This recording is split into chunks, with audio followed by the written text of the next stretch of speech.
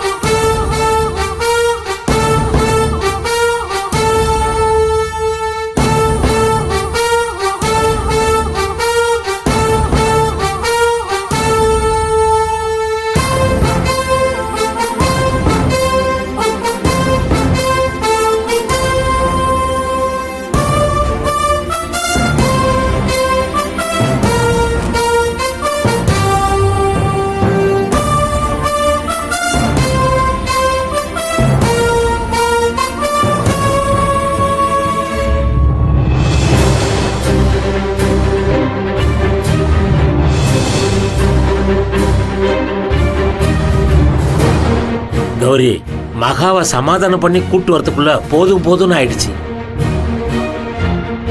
மகா உன்கிட்ட செஞ்சு கொடுத்த சத்தியத்தை மீறி எப்படி வீட்டுக்குள்ள வர்றதுன்னு தயங்குறா. ஆனா தப்பு நடந்ததுக்கெல்லாம் மகா காரணம் இல்லையே, அது உனக்கே தெரியும் தானே?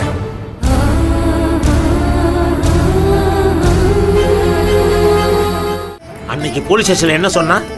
என் தாலி மேல சத்தியமா என் வீட்டுக்காரரை வெளியே கொண்டு வரேன்னு சொன்னாலா இல்லையா? அதே மாதிரி சொன்னபடி செஞ்சுட்டால.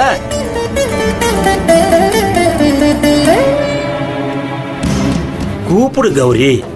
ஏன்பா, இவளே பிரச்சனையை உருவாக்குவாளாம், அப்புறம் இவளே போராடுவாளாம்.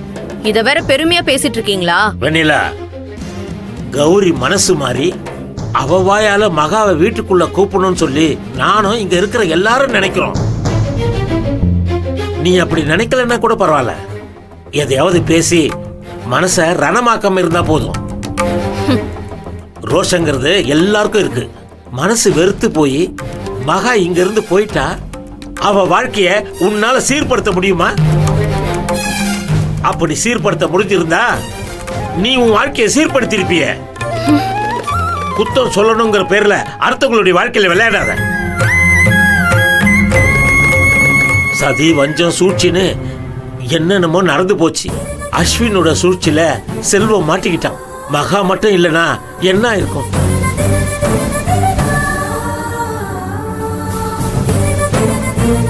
நம்ம யாராலையும் செல்வத்தை காப்பாத்திருக்கவே முடியாது. தனி ஒரு மனுஷியா அலைஞ்சு திரிஞ்சு கடைசி நேரத்துல வந்து ஏதோ அந்த சாமியே வந்து தலையெழுத்த மாத்தி எழுதுன மாதிரி மகா தீர்ப்பை மாத்தி எழுத வச்சான். எல்லாத்தையும் நீ நேர்ல பாத்துக்கிட்டு தானே இருந்த. உன் மருமகளை வீட்டுக்குள்ள கூப்பிடு கௌரி.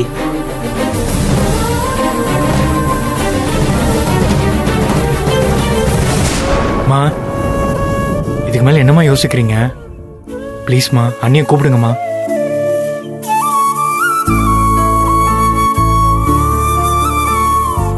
நீ இப்படி சைலண்டா இருக்கிறது தப்புமா. அண்ணிய வீட்டுக்கு கூப்பிடுங்கம்மா.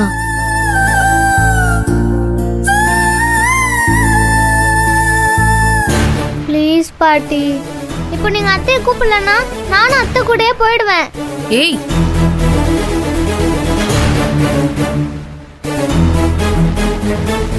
இழந்தது வெறும் பணம் தாம்மா.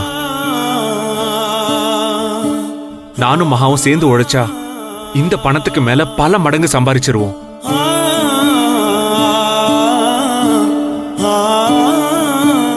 ஆனா மகா இல்லைன்னா இந்த வீட்ல நான் ஒரு ஜடம் போலதான் இருப்பேன். எனக்காகவாவது மகாவை கூப்பிடுங்கம்மா.